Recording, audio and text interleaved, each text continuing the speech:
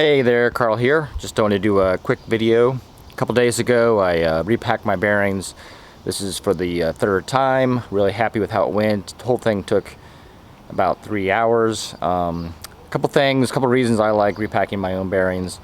Number one, I'm cheap. I want to save money. I don't know how much it cost. A few years ago it was 400 bucks, probably more now. So I like the idea of saving money, but really the more important reason is packing the bearings myself. I get to see it, I get to inspect it. I know that they actually are repacked in my mind properly. And I don't know, he bought our trailer from General RV, and one time I went back and I happened to have it in for an inspection. I'm like, hey, can you take a look at this? I'm like, well, we can look at it, but we have to charge you $150 regardless of what happens. And then what they ended up doing was putting some Dicor on the roof, and it cost me hundreds of dollars. So just not happy with that.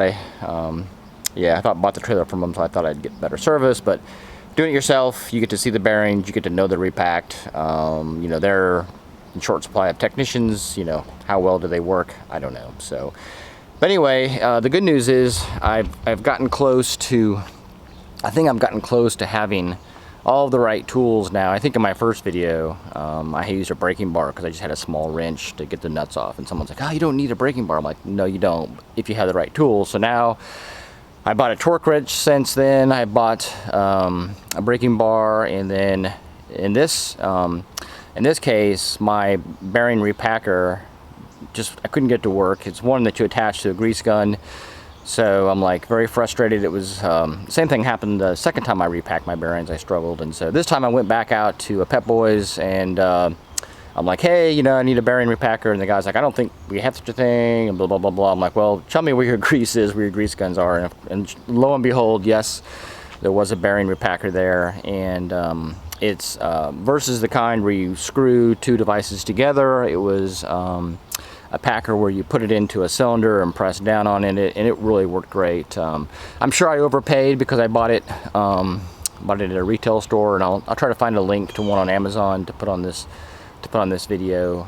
But yeah, it went really well. And when you repack the bearings, for me, when you push down on it, you can see the old grease coming out. That means it's success. The other thing that I did different this time is I actually used brake cleaner, and that worked great. I wish I had more of it. I could have cleaned some of the bearings a little bit more in detail, but I think they're fine. And the other thing I did is I finally adjusted the brake. There's a little spindle in the back where you can change it, and so I wanted to spend a little freely on a couple of them, so I made that adjustment. So I'm super happy about it. We had gone almost 2 years from the last repacking and close to 12,000 miles. So the miles were fine, but the time was a little bit longer than maybe what's recommended. But the good news is when you do it yourself, you take them apart and you look at it, and you can see that there's still grease there, and it's still colored. I had red grease, and so it's still colored red. And I think if you pulled it off and it was all black, you would know that maybe it had gone too far. So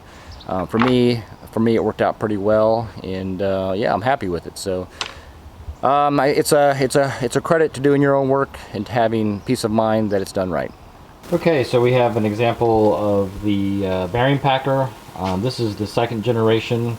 It's plastic, and basically you screw it together, use a grease gun, and pushes grease through it. And I just couldn't get it to seal and to push the grease through it. I actually had problems with it. This was better than the metal one I had before because it didn't cut when I put it together so much. But definitely not a fan of that. So what I went through and what I was able to get to pick up was this one, which is more of a push style. So this is just a cover to keep the dust out, and then this is a device that you push down into the cup, and then the grease, which is held underneath, is pushed up through some holes and pushed through. So this is really the best. This has really worked pretty well for the I packed all 8 of my bearings yeah, through this, using this tool. So I'm pretty happy I've got it, and I probably overpaid for it buying it at an automotive store, but yeah, I got it done and it worked. So there you go. Y'all take care. Happy travels.